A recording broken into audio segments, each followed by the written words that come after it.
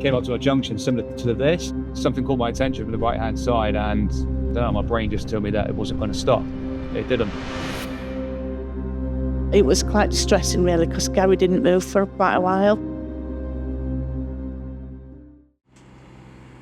The branch that I work in is a very busy branch, and we cover lots of different specialities. So no two deliveries are the same, and it's all about getting the right product in the right place at the right time for the customer.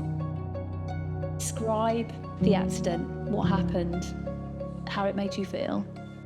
It was before Christmas. I mean, it was quite quiet business-wise, and I was out driving a Ford Ranger, and you think that well, you're not indestructible, but it's a strong, solid vehicle. I was out doing a job, helping out the team, and I ended up going to a junction that I'd probably driven through 1,000 times. As I approached this junction, when I was going through the green light, this guy in a blue BMW didn't stop. I drove into my driver's side, pushed me into another vehicle on the inside, which caused considerable damage to my vehicle and the vehicle on the inside. Straight away, there was a collision notification that went to Susan Moore at head office. As soon as I received the footage, I was on the phone to the depot. You physically can't get there yourself that quickly, but we managed to get somebody to him before the paramedics and everybody arrived. It all happened really quickly. Airbags going off, lots of smoke from the airbags, and I've never been in an accident before. And I was thinking, the camera, was I at fault?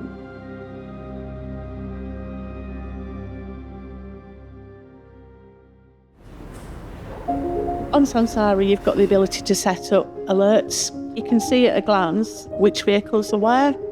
I've got a crash alert set up for everybody in the business. Obviously, I couldn't ring Gary because he's there, I'm watching him. When you're so far away, because Gary's based in Plymouth, which is right at the bottom end of the country, you physically can't get there yourself that quickly. But he wasn't far from the depot, so we just called the depot and got somebody out to him as quickly as we could. Luckily, I was fine. I haven't gone to hospital and stuff, but yeah, looking back at it, it was that initial thought around whose fault was it.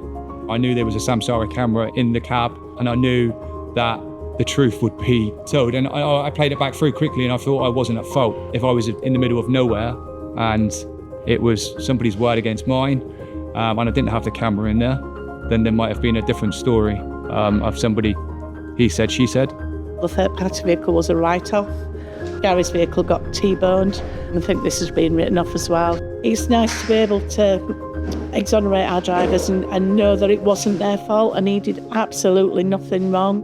There's a lot more worse accidents than the one that you'll see of mine. However, when you go through the process of it happening, the impact, the shock and things like that, that's kind of something that you don't really want anyone to go through. These are just normal people doing the normal everyday jobs. Our drivers don't even think about the camera anymore, they forget that it's there. A lot of them are friends, they've all been friends, they've all worked with each other for a long time, and it's just making sure that everybody's safe and they all go home to their families.